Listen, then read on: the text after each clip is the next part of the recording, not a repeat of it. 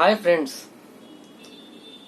here we are going to understand project scope management.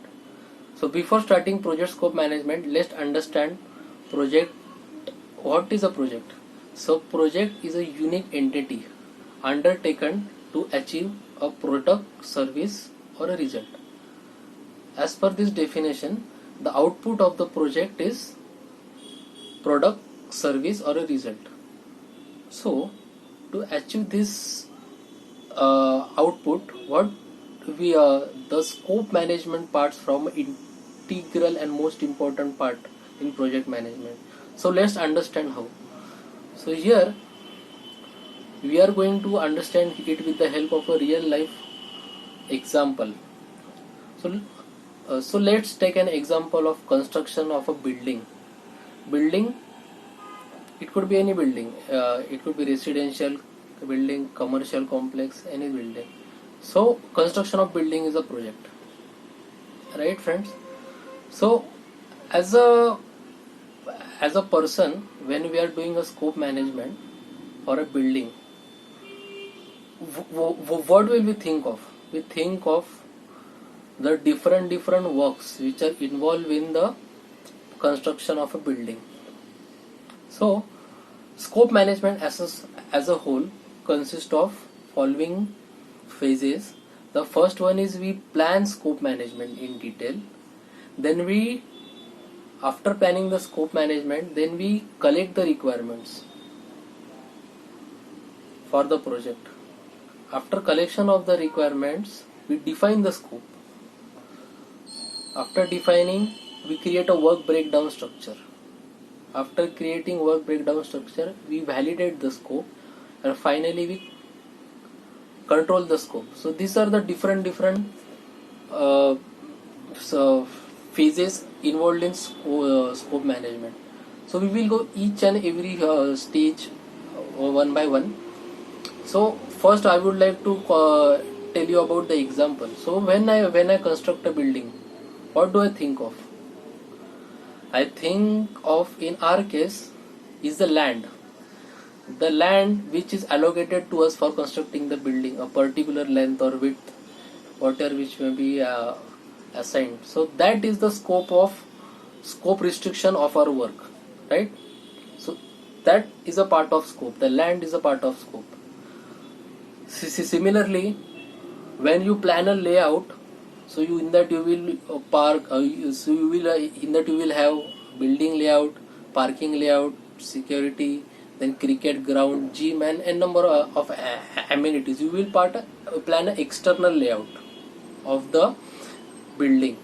After having an external layout, you will go to internal layout, like building, floors in the building, interiors of the room, bathroom, kitchen, dining, floor area, etc. Staircase, elevators, yeah, free area for a complete interior.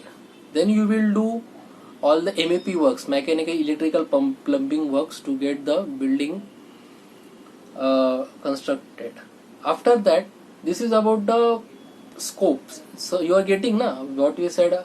First is interior, different works involved in interior. Then I said about exterior. Exterior, like when we are constructing a building, we have uh, parking area, we have watchman's cabin. This is one part. The second part is a material actually which will be involved in construction of the project. So it will be cement, it will be steel TMT bar, it will be n number of materials. Also labor is involved. So this each and everything forms a part of work, and whenever we say any work, it comes under scope management. So friends, this is the brief understanding of what is the scope in project management. So as we go ahead, each and every step by step, I will explain you through the phases I have explained how each and every project scope management is done. So the first phase is planning a scope management. So when we say planning a scope management, what does it involve? Here we are constructing a building, so we need to have a concrete plan. right? So how will we derive the concrete plan? We may derive it by seeking and counseling from the experts, means our peers, our consulting companies who would be who would be guiding us for the construction of the building. So we need, what we need is expertise, a proper expertise. Okay, so this is one part, expertise. Then next part comes is we need to have a proper project charter. All the information in that, like project information, start date, end date, resources, a brief document which will prove a concrete base for doing a project scope management. So we need a project charter, a firm project charter, which should have all the information. So this is about plannings in general. It may also involve many things, like we need to plan scope in terms of cost, in terms of schedule, in terms of resources, etc. These are subparts of planning a scope management process. Yes, so this is the first stage of scope management. The second stage of scope management is we are collecting the requirements.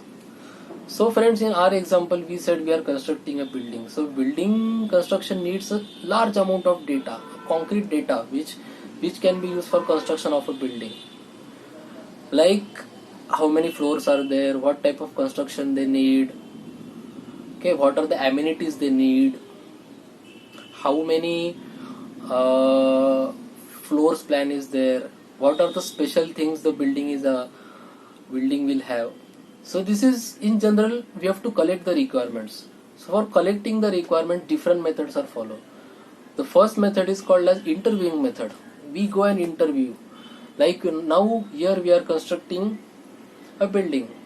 So for constructing a building, we need to collect requirements from the government, from the client who has given us the requirement, from the stakeholders, from the surrounding people area who are already living there, from the vendors, okay, from the inspection officers, etc. So we are interviewing them to collect the requirements, so that a project which would be executed will have very less difficulties in the when we are planning the scope, when we are collecting the requirement initially. So friends, first is interviewing. Then we will do a facilitated workshops. A workshop which will involve stakeholders like surrounding people, government stakeholders, vendors, owners, other n number of people who would part of the same. A workshop for getting information of scope, like we would say what is the topographical conditions of the land. Means are there any chances of earthquake? Is there any history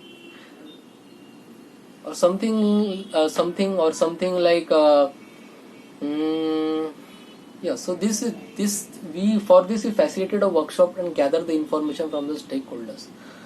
After that, we follow a group decision making technique, where a group of people, a poll is taken on different opinions. Before that, we prepare a questionnaire. On that questionnaire, we prepare a set of we take the set of opinions, and we form a concrete base for our requirements. We also do a survey of the surrounding areas, means the feasibility of the building, whether the building will really survive if in an earthquake or any other possible catastrophic risk. For that, we are considering facilitating workshops. Then next, then we are collecting polls from them. After collecting polls, we are following a prototyping method, where a working model is generated. Okay, working model is generated and it is tested for its sustainability. Okay, this is about prototyping. Then comes the benchmarking. Benchmarking is we are setting a performance standard as compared to the previous peers who have already constructed the building, what mistakes they have made, lessons learned. Okay, and we have to avoid that mistake, and we are creating a benchmark that we, in water condition we will achieve these parameters and complete the building. So it's a performance measure that is called as benchmarking. Okay, so these things comes under collecting requirements. So after collecting requirements, we have a large amount of data. Then we have to define the scope. Defining the scope mainly involves, after again, expertise. Expertise from the peers, government, or whoever would provide a concrete base that this thing requirements will be done in this way. So that forms part of expert judgment. The next thing is project analysis. After the requirements generated, based on the conditions under which we are going to work, we will do a detailed analysis of the project. Like this will be, for doing this, what will be required in terms of labors, in terms of material, in terms of cost, etc. Okay friends,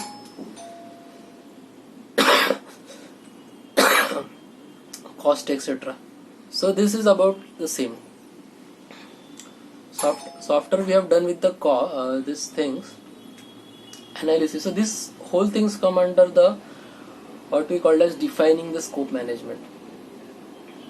The next thing which comes is, after we have defined the scope, we need to validate the scope. So how will we validate the scope? So whatever we have done, we need to inspect. We will do a detailed inspection for validating the scope.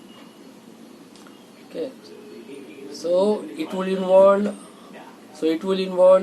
inspection from the third party, from the government vendors, from the peers, whether the scope is validated. And next is controlling the scope. Controlling the scope mainly involves like changes. If any changes are coming in between while we are executing the project, that is an additional cost. That additional cost should be compensated some or the other way. Like if someone said, while construction of first floor, instead of particular m cube of cement, we have consumed particular m cube of cement. So that extra m cube of cement will include some cost. So that comes under controlling the scope. We are controlling the scope, that the cost is within the budget and we are not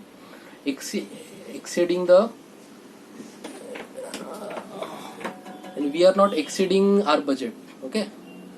So that is the part of validating the scope. Yeah.